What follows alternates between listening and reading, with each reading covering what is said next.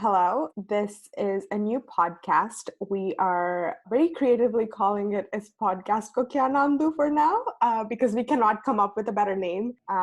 We will start off with some introductions. There's two of us, so I'll let my co-host go first. Namaste, hello, hi, bye bye. Sorry, I could not resist not introducing myself with that iconic tagline. So I am S and you are Ridz, and we are hosting this podcast where we are going to be talking about everything of IPK, which is Pyar Ko Kya Naam Do, an Indian television show that aired in Star Plus from 2011 to 2012.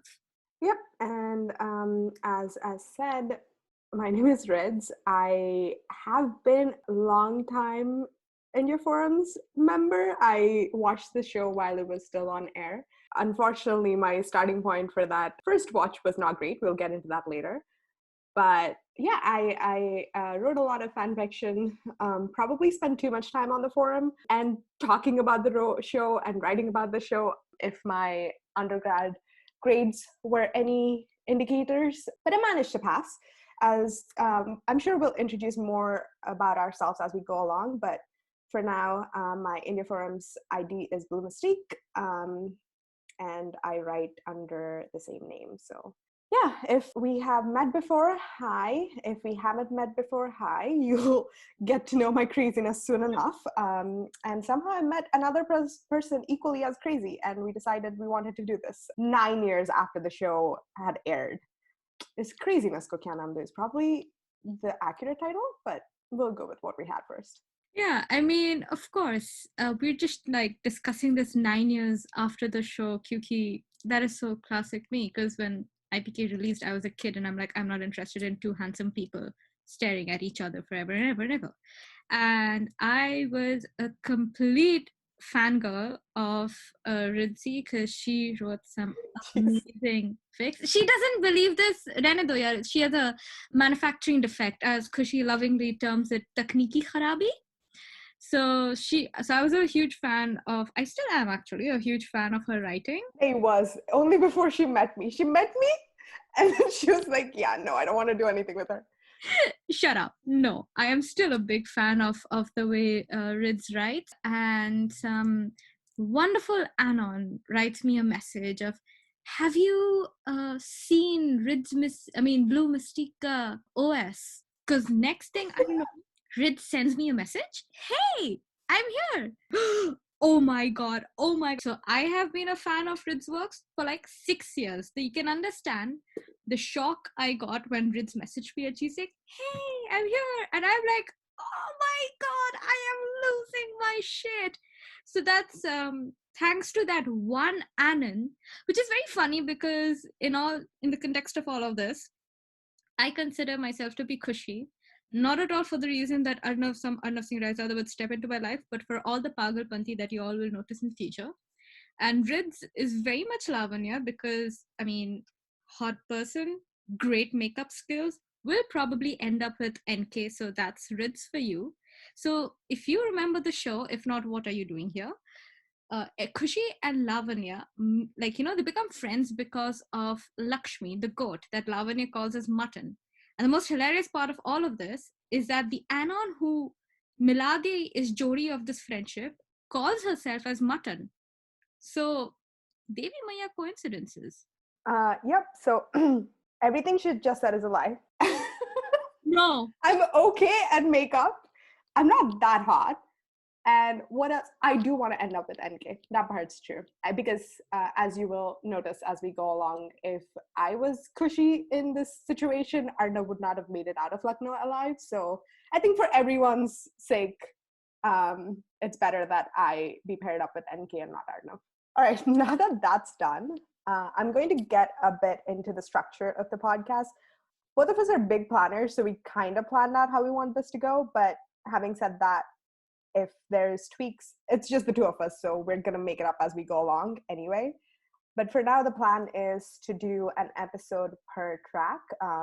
When we say track, we don't necessarily mean like a set number of episodes or anything like that, but just in terms of like overarching themes, whatever we would consider a track to be, we would cover that in each episode. but we might have one-off episodes depending on, any requests that might come our way. Please do send them. Or, if we think that we wanted to delve into like a specific character or something like that, we might do one-off episodes for that. All right, having said that, we are going to actually deviate a little bit for our next topic. We thought it would be nice to know how both of us started watching the show, because we have very different, I think, experiences, Yeah. but pretty similar as well, strangely enough. So we thought it would be nice to get to know that. I would love to know how all of you got to watching this show as well. But I'll let S speak to her experience first, and then I'll talk about mine. All right. So when IPK came up, as I said, I was a little butchy, and I saw that and I'm like, okay, these are two very good looking people, but I don't understand why they're staring at each other, so not interested.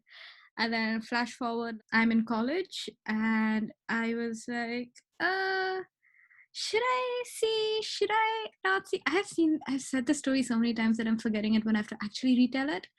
But I was kind of in college and I wanted to see something. I had seen some snippets. I had seen some snippets of the Mehendi kiss and everything. I saw the promo and I was like, okay, let me see this. I'm a little bit aversive to romantic shows on Indian television for how awkward they can get. And you like IPK 9 years later? Correction. I mean, Like now. I liked IPK 3 years later, Sure. 3-4, somewhere in between. So yeah, so then I'm like, okay, let me go and give this a full-on try, like the full show a try in college. And then the iconic episode happened, the red sari photo shoot. I will probably discuss this way in detail later, but it's like, yeah, there's this one palat that Barun, aka Arnav Singh Raizada, does when he walks away. And that was so powerful. I'm like, wait a second. First of all, I lasted a 2.5 minute of Rabave and I did not get awkwarded out. And second, when he gives her the palette, I'm like, okay, I'm deep into this show and I am buried, and there is no way for me to escape this madness.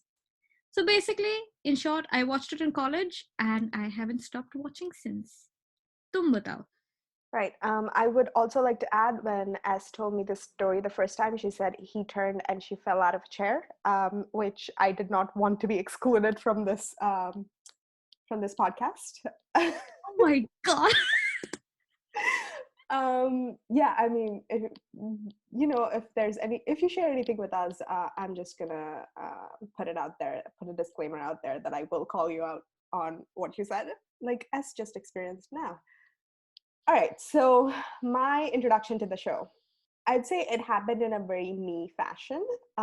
You'll see what I mean, but basically, I was browsing YouTube one fine day. I think I was watching some music videos, or I don't even remember what I was doing, but it auto played one of the scenes that I forget the username, but there used to be this YouTuber who was a godsend, and I think Star Plus should have given her an award instead of copywriting the channel. But I think it was a she. I couldn't be sure. But they basically posted Arnab and Kushi scenes cut out from the show, and I don't quite remember which scene it was. I think it's between these two. It was either the scene where he drops her from the first floor of his office, or it was the very first scene, the Dory scene. Both scenes where you wanted to murder Arnav. Just saying.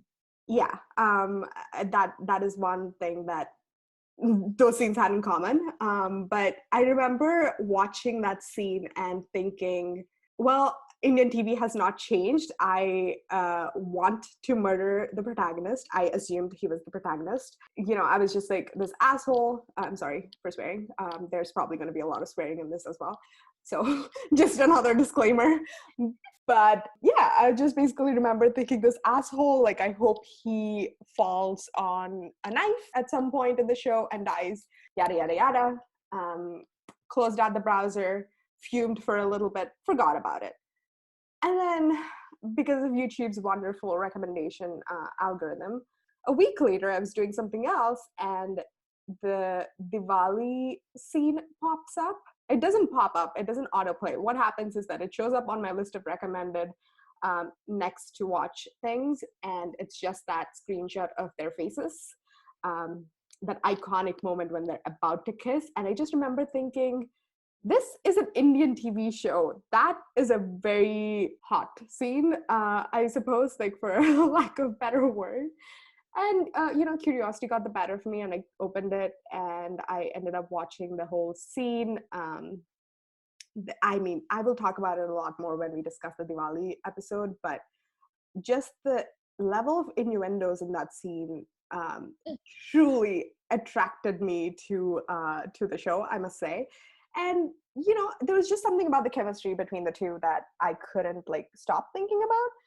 So I ended up watching all the scenes that were on that website, and I discovered the IPK at a truly magical time. I discovered IPK during the Payal Akash wedding. Specifically, the first full episode I watched was the morning where Arnav goes to Kushi's house, and she ends up feeding feeding the plates or whatever to the cow. Like, that's the first episode I watched, and as you can imagine, I got very little of the good parts of the show.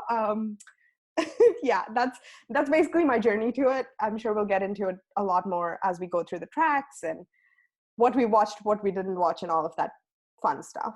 But for now, I think we're going to move on to maybe discussing the promo a little bit more, and then we'll get into the first track. So another thing that I did forget to say is that I knew Sanaya because at that time I think I had watched Millage of Hamtum. I know that was one thing I watched in high school. So when I saw IPK, I'm like, ooh, that's Sanaya. And I really like her because I love any television lead actress who has glasses and is introvert and is not that ready for life. And I'm like, I love Sanaya. So I'm like, yeah, I'll watch the show for her. And I remember that the first thing that actually struck me was the promo, the main promo, where there's this like angsty moment. He's in the rain, and we have our iconic dialogue, Kash main tumse nafrat kar pata, Kash main tumse mohabbat kar pati. I think that one like sold me. That's like, okay, I'm going to invest my energy and sit and watch this show. And then the Red Sari is like, I can't leave the show. But yeah, I think coming to promos, they were very intelligently done. And to look at things 9 years ago, I think that show kind of set a trend on the kind of promos we would have, because it was one of the first few shows that highlighted difference of characters as a way to sell a story. I'm trying to think any other show at that time, but I think one of the reasons why IPK promo stood out is because there was some deep fundamental differences between Arnav and Khushi, and then there was like a kind of I don't know how to say this, but the dialogues are very harmonious, and it's just like, the power of one line. Like Khushi would be hum to apne kapre khud banate hain, and it would continue with Arnav saying mat bhulo kapre hame banate hain. Just two lines, and I'm like, I like the writing, and that's kind of there throughout in parallels with all of them. And when the main promo came out, I was just taken aback how good the technicals were, like the lighting, the cinematography, the color editing, costumes. Nothing too fancy, therefore allowing the characters to shine in the spotlight. So I think the promos were really well done. Like after that, unfortunately, it's kind of become formulaic, and almost every other show after that has immediately highlighted difference of characters as a way to sell a story. But there's always a beauty in being the first to do that. Yeah, I definitely think it's a show. While I think it didn't fully deliver on all of it, we will. There's a lot to complain about in the later tracks, but I think A lot to love. A lot to love. Yes, S probably has a different barometer for this than I do, but I think as far as the what I'd call the golden age of IPK is anything from the beginning to, I think, right after they get married the first time. I think in that they do deliver on the character differences. Like they do, both of them are very independent characters and with distinct moral values that a lot of the time butt heads. And I think the promo highlights that, and it does deliver. The show does deliver on that for the most part. I think the conclusion wasn't to my liking, but in that how we got there. I think the end part is where they should have ended up, but the journey to it maybe could have been done better. Having said that, I think it's one of those. I mean, this is the only Indian show I watched, so I cannot make that comparison that S does. But I think it probably was one of the better ones, if I had to guess, in terms of character consistency. Sorry, I meant that it was genuinely like fantastic promos. Like, I didn't think up until IPK it was trying to show love story as the basis of a show in Star Plus. Yeah. And I think it's also like, I just really, I'm a lover of angst in general. Like an angsty enemies to lovers love story done well is extremely my shit. Not that I discovered the show because of the promo, but if I had watched the promo, I'm sure it would have intrigued me well enough to make me watch. But there's something about the promo, even now when you look back at that Mohabbat Dur Jaane Na De. My Hindi is shit, by the way. Mohabbat Dur Jaane Na De, Nafrat Paas Aane Na De. Like, it's just so, like, that's a dialogue that sticks with you for a long, long time. So I think the writing was superb, and they managed to show what they needed to show in that short amount of time very well. All right, so now that we've praised the show a lot, we're going to do the same probably in the next few minutes as well, but we're going to talk about the first track, which we are considering the fashion showpiece of it. So we'll start off talking about everything we liked about it, and then we'll kind of discuss anything we might not have found to our liking. What did you like about that track? I was very intrigued that we did not start off with a great, like, if the show started with Arnav getting off a chopper, I might have like noped out of it. Because I have a thing against grand entries irrelevant to plot. So I love it that we are immediately dropped like a hot potato into something big and serious. And so let me divide what I liked about the show in terms of story and concept and technicals. So to the story part, I love it that we're immediately in between a serious discussion. And I'm like, oh my God, what's happening? There's intrigue, there's mystery, there's curiosity, and you don't have one character monologuing the shit out of what's happening. Like, we are in between a story. And so I'm like, yes, we have some room for some sort of like, what's happening? What's not happening? And immediately they're talking about dowry. I'm like, ooh, this is serious. They're talking about discussing dowry. I'm like, ooh, this is serious. And I think I was very charmed by the realism. That, because in a situation where you have doubts regarding the in-laws of your sister or of your cousin or anything, you don't have that strength to just go up in between of everyone and scream and be like, ye shaadi nahi ho sakti. You try to resolve it by yourself as much as possible before things can like go off the roof. Yeah. So therefore, Khushi talking to Payal and being like, okay, let us try to solve this on our own. And the rest of the family members, I like that there was no overload of information. Like, there was not like, ye hai hamare babuji who is this and this and this. This is our amma who's this and this and this. Rather, we have the characteristics of the characters speak and introduce. Khushi being an orphan is really not discussed right until episode 2.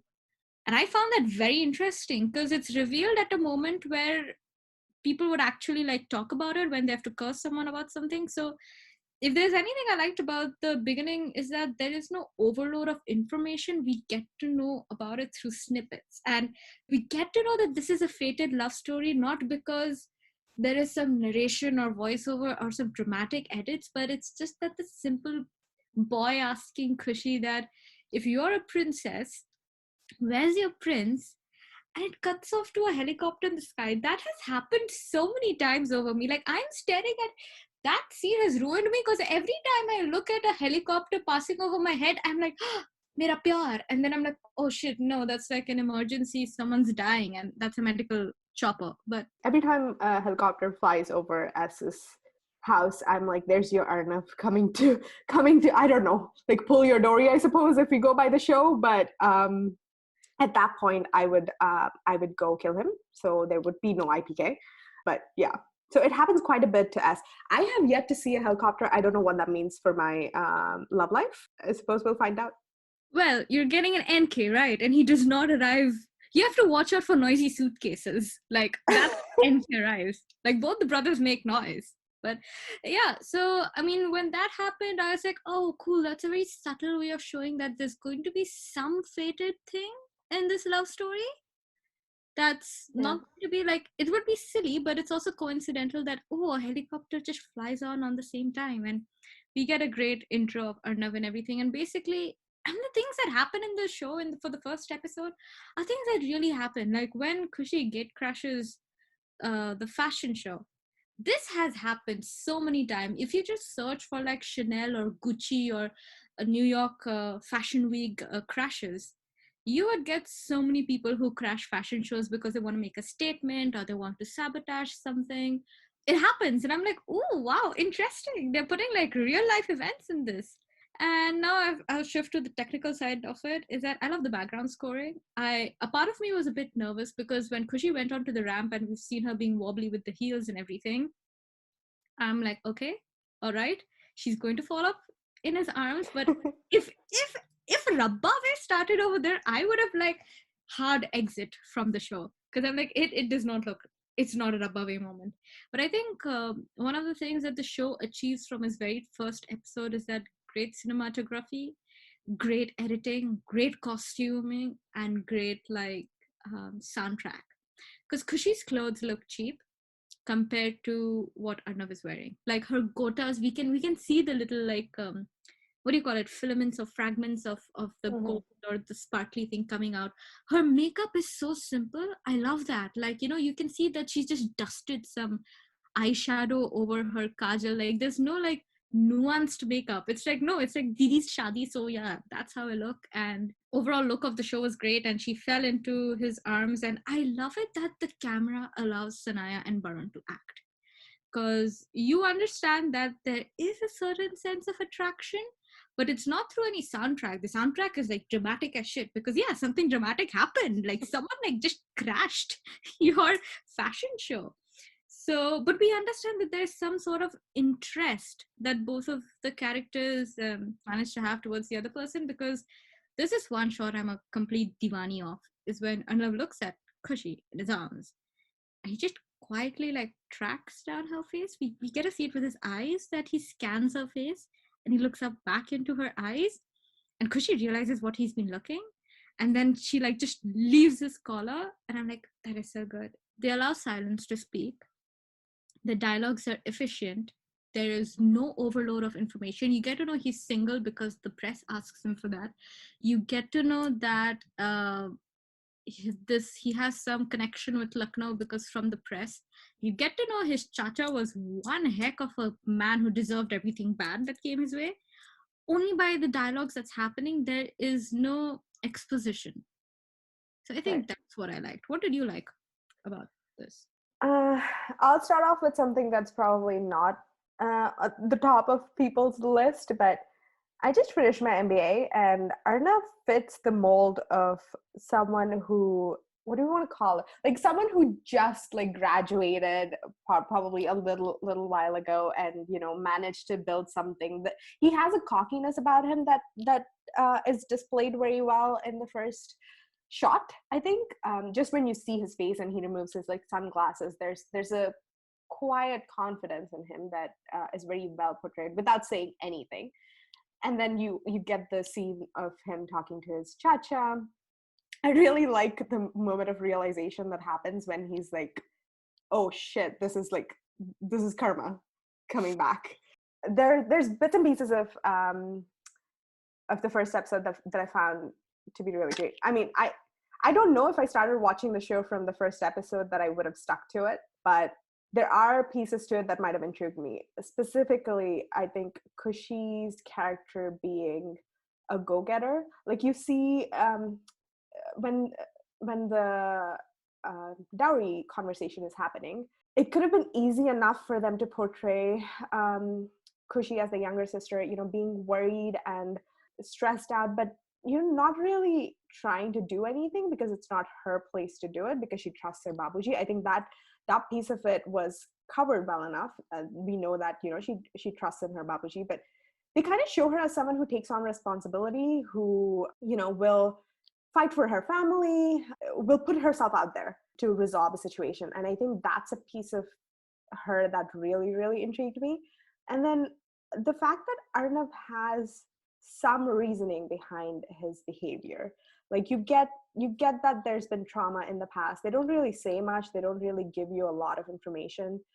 They reveal just enough to show that he's not an asshole without cause, just enough to keep you hanging.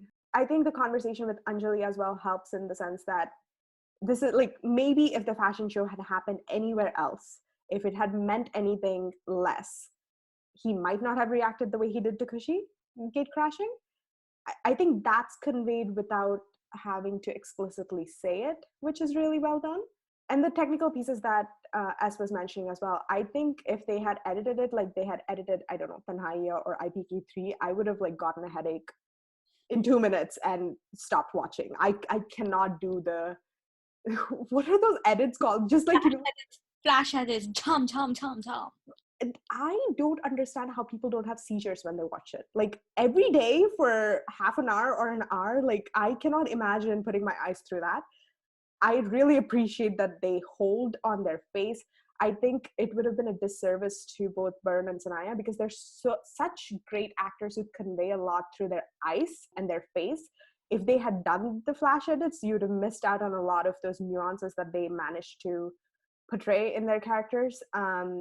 I love the fact that they show you the face and they hold, and they let the actors do the work.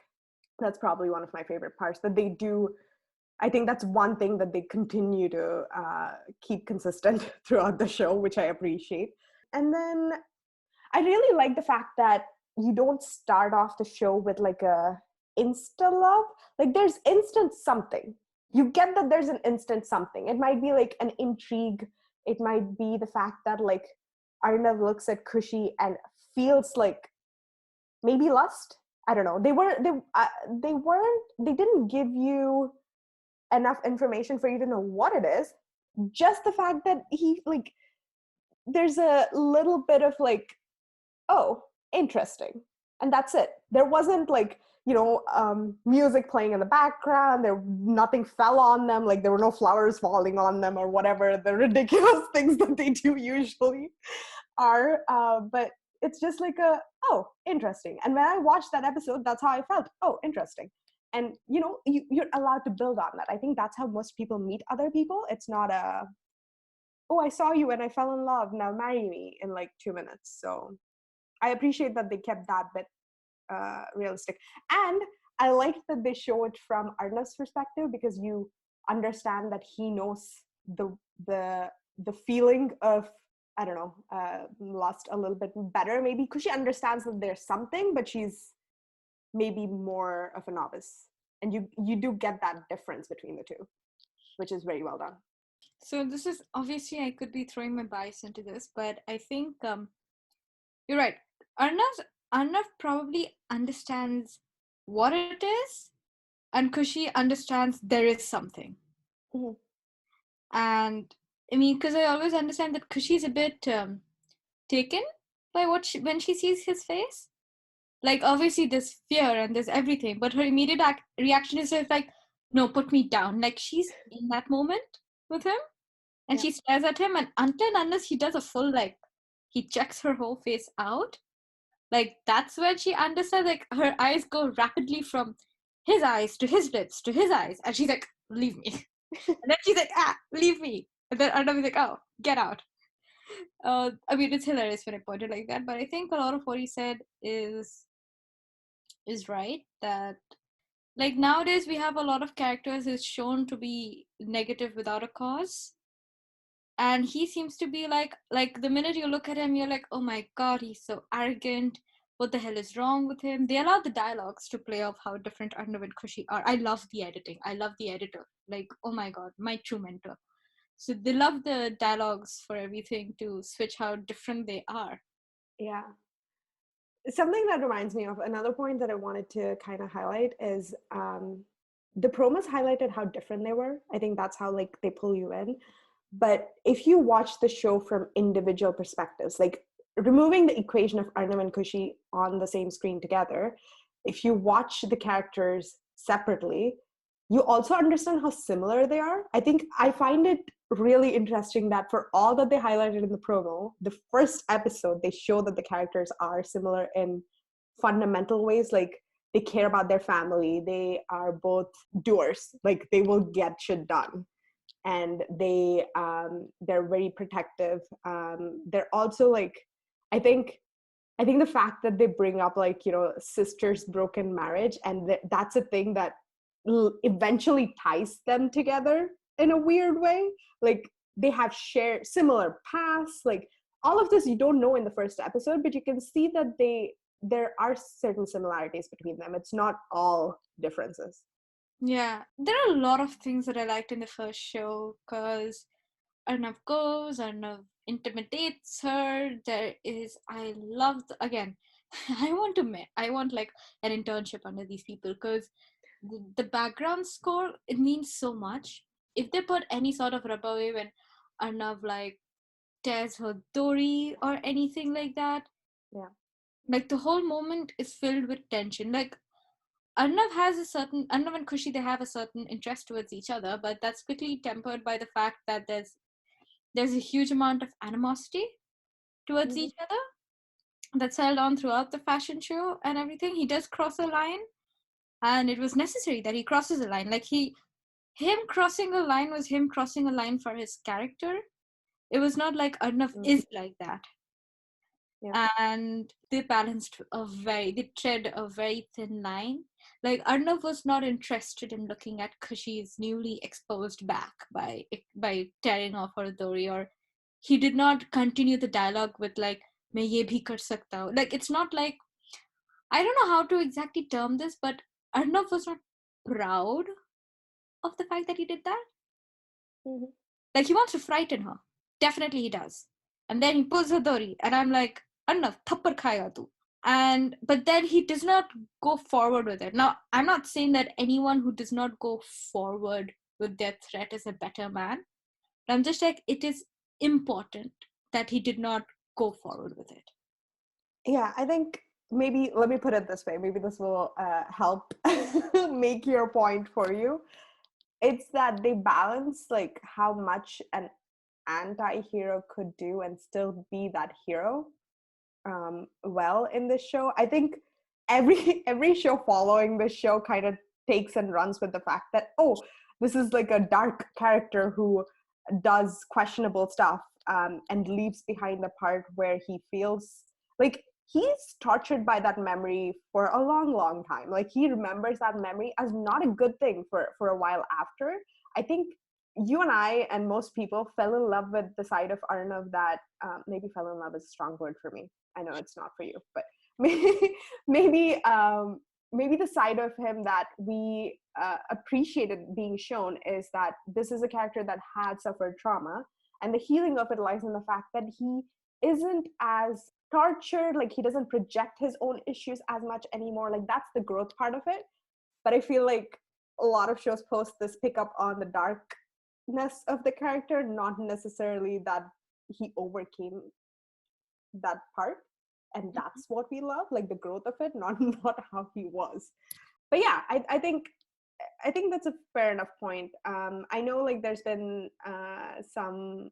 This is not my theory. It's just something I read on a couple of tumblers. There's a really good explanation of like his reaction, I think, to Kushi saying, "What if your sister's wedding had been broken? What if she had been left at the mandap?" I think he's on a certain level of anger up until that point, and her saying that triggers something in him that makes him cross that line. However, like you said, I don't think he's proud of the fact that he did that. He does, like there's scenes where he's like, later on in the office track, which we'll get to, there are scenes where he's proud of his cunningness, I suppose you could call it. But it's like he knows when he crosses the line, and he knows that he did. I think that reflection is what makes his character redeemable. Otherwise, it would have been a lost cause. Before we get into the what didn't we like about this, I'd like to very much clarify that both of us are highly aware of the fact that the poor writers that we really admire are under so much pressure to deliver a daily episode that they have done best. They have done better than what 90% of people do. Like, the only reason we discuss the show 9 years later is because they have done a phenomenal job. Like, it's crazy. The television industry is crazy. I really wish they go to like finite episodes or they go season wise, because I felt if IPK was given time, it could have only become like legendary. Like, it's anyways legendary because just for 1 year runtime, it has a great shelf life till date. But if they were given more time, then I think the writers whose baby this is, and the conceptualizers and whoever, like, it would have just gotten better. So now let's talk about what we didn't like about the show, now that the disclaimer is gone. So let me quickly begin with this because I don't have much about it. Because it begins on such a realistic note, there are a few things that I did not understand why it would happen. Is that there's no way Kushi would have been able to gate crash the show until and unless that gate crashing was being planned. As I said, so one of my family members is in the fashion industry, and if there is no way a designer in Worry or whoever that person was behind the show, the guy who was like, oh my god, where is your last model? First of all, they have been, if it's a supermodel, they have been preparing for like weeks in advance to nail it. People prepare like seasons to make sure the fashion week runs well. So there's no way someone from the back end would put a random person on the show thinking, okay, Kushi looks like a supermodel, so that's there. So there is no way someone from the back end could throw Kushi on the ramp until and unless someone from the back end was planning on it. I'm just like, how does she exactly end up on the ramp? Like, there's no way that dude can put her on the ramp until and unless he was involved in a sabotage. Like, my head canon is that a sabotage was being planned, but before the person who's supposed to crash it, Kushi arrives. And that person thinks that Kushi is the person who's going to, like, crash it. Otherwise, there's no way anyone from the background is going to crash it. Second, I'm like, did Aman take a holiday? Like, this is the one time I feel Aman took a holiday because it would have taken 5 minutes for enough to verify who Kushi is. All he had to do is just send a person to Gupta house and he'd be like, oh, there is a person, Kushi Gupta, whose father is Shashi Gupta. There's a marriage going on. Like, I'm just like, 5 minutes lagta hai yaar. So that's the thing. And the third thing is, I don't understand why Anjali and Arnav, wonderful conversation. I like what Anjali is wearing. Because she looks rich. Like, she looks wealthy. But I do not understand why they have that whole discussion on stage.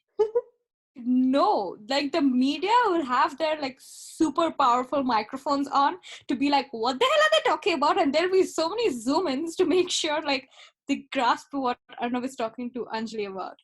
Because I don't think the media is that sweet and nice to just stand on the side and allow a very evasive man, a man who does not speak to the media, have a heart to heart with his sister. I'm like, no one would be sitting there. They're talking about such big things. So if there's anything I'd like to edit in this, I would rather have Arnav and Anjali have that conversation on backstage.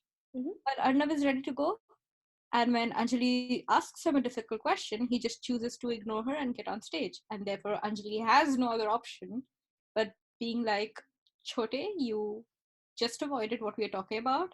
And with Anjali being on stage, I mean, Arnav introduces everyone. That's Anjali Jha. And Anjali has no other option apart from just like giving a smile and looking at her brother and being like, I love that look that Anjali and Arnav share. Because I think that just tells us a lot about that his sister is someone who's like a motherly figure, who's someone who sees right through his success and everything. So these are just like the few things I had like big questions on, because I'm not too upset that Kushi's crying, because Kushi's legit crying for situations people cry on. Like, if you're being harassed, followed with your sister's wedding getting broken up, I'm like, anyone would be crying at that point. So I think all of this is really nice. I think what I didn't like about things, we'll get into more detail the more the more we go into the show. But Apkili, I think those are just few points that I'm like, it's not making sense. Yeah, I think the longer we are able to keep up this podcast, the ratio of the good to bad will probably shift dramatically. Having said that, I want to echo what S said. I think the reason we are talking about it, the reason we are cribbing about these things, is because of the potential that we think the show has. If anyone ever wants to come back and redo the second part of the show, please, I would pay you. Not much, but I'd pay you. Having said that, I think the bits that I didn't like, let's see. I mean, you all know my feelings on Arnav at this point. I think I made that pretty clear. Part of it is that, like, I understand later on, like, we will see that there is a lot of reasons that Arnav would consider Kushi a stalker. I think there's plenty of evidence for him to think, because I don't believe in coincidences either. So I can see it from his perspective if it keeps happening over and over again. But I just find it really strange that the first time they meet, he is so quick to judge her and not believe what she's saying without following up on it. Like, I think it would have been easy enough for him to make a call, or, you know, send one of his employees to, like, get her address, send them there and double check what she's saying. Or I think he had the means to figure out that she's not at fault, which he didn't do. I think this is a character flaw that stays with him for the duration of the show. Arnav Babua is not very good at following up. I think that's why he needs Aman.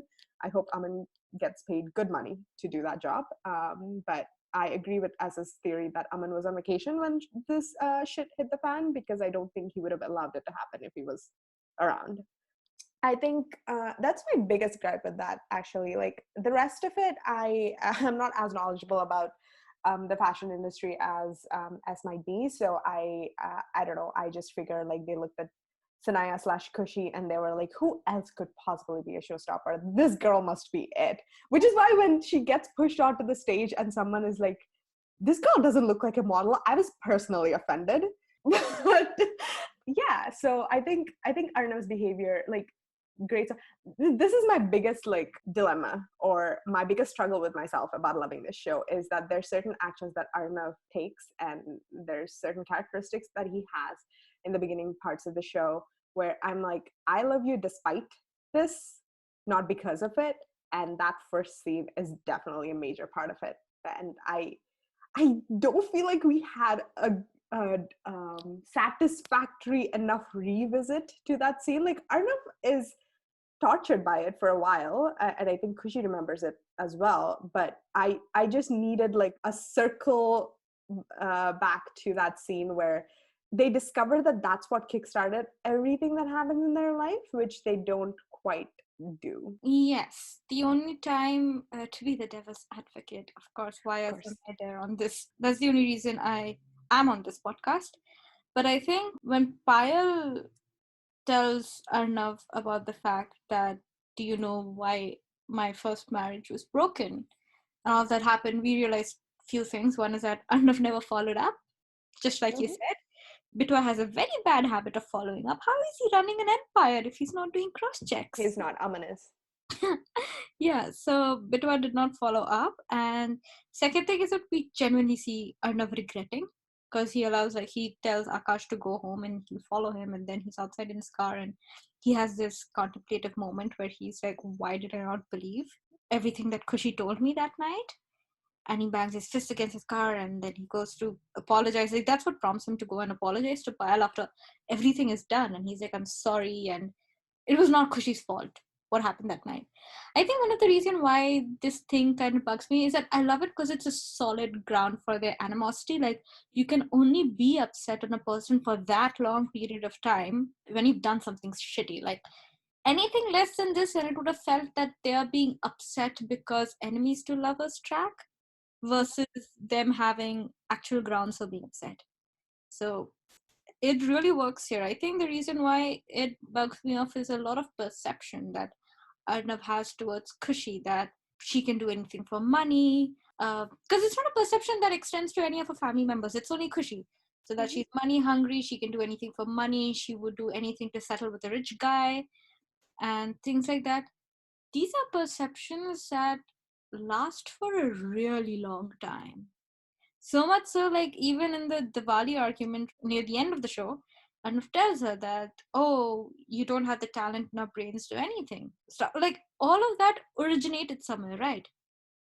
And to think about it, at that point, it made no sense because Kushi is the breadwinner of the family post her father's shop closes shut. So it's just like, as he said, payoff of this, we don't get it as much as we'd like it. I never want Arnav groveling for apologies, but probably the payoff is.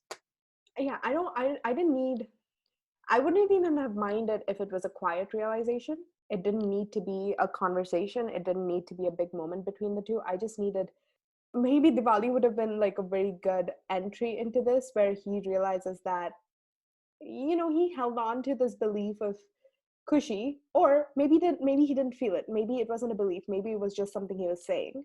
I just needed him to like reflect on why that was the case, and why it was only applicable to her and not her family, and why after many months of knowing her and having his theories being proven wrong repeatedly, he still holds on to this belief that she would do anything for money. Because I think at some point he doesn't believe it. It's just an instinctual defense mechanism, to push her away. And I think in that, like, we kind of have to read in between the lines for that. But I more meant, the circle back to this moment, I more meant it in the way that this starts off the domino effect that sets everything in motion, is more my meaning. Like, the fashion show happens. We'll get into it more in the next couple of episodes, but the fact that, like, Arnav creates the villain that Sham becomes, and not Kushi, because I think a lot of, like, maybe not creates, but there's a lot that Arnav plays a part in as well. I think that's the bit that I meant didn't get revisited. But we never get to know what was Sham's plan actually. Never get to know if that man has been like stalking Kushi ever since she's born, or if that footage created some difference, or like, I think we need a whole other podcast for the enigma and mystery that Sham was and remains, because we Fair never enough. get to know. Okay, when did Snakwa start like hounding Kushi? Because if it was pre-fashion show, then Arnav is not to blame. But if it is because of the footage that was released, then Arnav is to blame. But then again, it's not healthy to blame one man for another man's deviance. So I'm just like confused, because also Sham later says that he has been stalking her from Lucknow. Therefore, the goons were like his men, because he has a very dramatic entrance, and that's only possible if Sham orchestrated. Sham is like, he deserves a whole other thing. But yeah, I mean, all in all, great beginning for a show, and I've yet to see a show. I mean, maybe I'm putting my bias over here, but it's probably one of the best beginnings for a show as dramatic. I can say that I have yet to see a show that makes the impact that IPK did, because it's the only Indian show I've ever watched, other than Asur, I think, like in the past couple of weeks, but that's a web series, so I'm considering IPK to still hold the mantle of the only Indian TV show that I've ever watched. No, Sham's like, completely get what you're saying. I think, let me play the devil's advocate here for a second, in the sense that I think, in the least, Arnav creates an opening for Sham to make an entry. Let me put it that way. Like, I think the release of the footage allows for Sham to play the hero, gives him an opportunity to make an entry. How, why, when he discovered Kushi is a mystery, and it will forever remain a mystery, which is one of the few things I like about Sham, actually. But yeah, we'll get into his character when he becomes more of a character. So, overall view, let's like wrap up what all we thought about the fashion show.